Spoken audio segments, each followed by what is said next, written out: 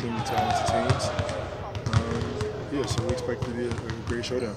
Obviously, we know, they've obviously been here a few years in a row, and so they have a lot more experience. But we're fine with that. We've been having that great mindset all year, just of going out there and being the best Houston Rockets team we can be, and letting things play out. You never know what kind of shape the team will be in or how you're playing at the time to get to this point. Are you pretty happy with how things have worked out?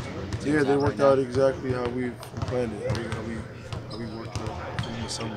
Just the communication and just building and the steps and the details, and just it took a lot for us to get to where we are today. Obviously, we have a long way to go still, but we're in pretty good spirits right now. You win all the games during the regular season to get home court. Obviously, it's important to hold that court these first two.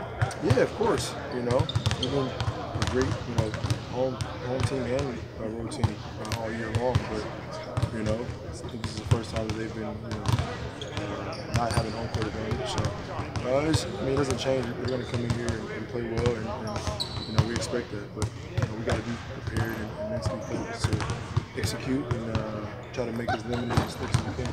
James, Steve Kerr said that D'Antoni's system changed the NBA. Do you agree with that? Sure. Or that everybody wants to shoot threes? Yeah, I guess, but you got to have the personnel for that. You can't have non-3-point shooters, and the system doesn't work. So, in a sense, he has, but coaches have different philosophies. James, he also said they feel threatened in part because they have to open the door for the first time. What do you think about that? I don't know. Like I said, they're still a good team no matter if they're home or on the road. But it's more about us and how we prepare ourselves and how we go out there and just go out there. Do you feel like Clint has proven that he's one of the top centers in the NBA? For sure. He's done it for the last few years, and he's definitely showing it now in the postseason. You got guys that just are comfortable with being in the NBA, and you got guys that want to actually have a legacy. Clint's one of those guys.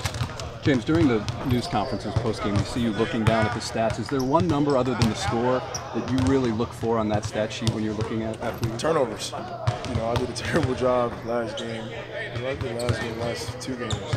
Utah series, turning the basketball over.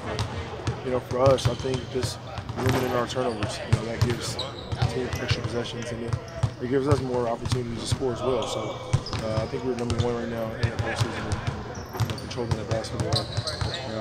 So that's probably the number one thing that I look at. One of our viewers was wondering about the bands on your wrist. Is there any one that is it the same message all the time, or is there one that you like better than others? Or God is big enough. Pretty much sympathizing. The way they get out and run, especially off the turnovers, does that make that part of the game even more important? Yeah, that's it right there.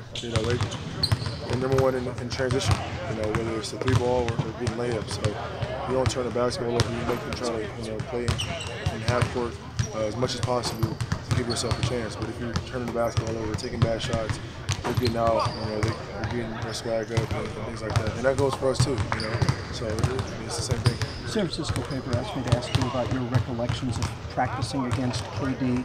I guess KD and Russ while you were in that second unit. What comes to your mind when I bring that up? I was trying to go out there. I was trying to kill every opportunity I get, And they were doing the same thing. We were all young at the time. We loved the hoop, and we still love the hoop. But it was war on the practice court. But that's what ultimately made us better and made us go out there and do it for each other. Did you get a greater feel for what you could be in this league from those practices? Yeah, because obviously, like I said, we were young, but we knew the talent. I knew the talent that I was competing against every single day. So you got a 6'11" guy, who score with anybody, and athletic guard and Russ can fly with anybody. I was just trying to find my little niche, and pretty much found it. Obviously, that was fun. It gave you juice to go out there and play those guys. You're now playing the best team, or the team that you knew you'd have to knock out. Do you feel that same kind of juice to face the Warriors? Yeah. I think everybody feels that juice. Juice is there. Thank you, James.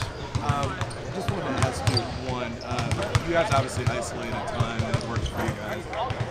You guys hunt switches as best you can. It seemed like you guys were trying to get Steph on an island at the end of a lot of games there. How aggressive should you be, can you be in terms of trying to hunt exactly who you want certain matchups to win again? We're just gonna watch film, and try to find ways to attack them offensively, and I mean, take our shots, stay unselfish, pretty simple. Thank you, James. Like Jules. Thank you.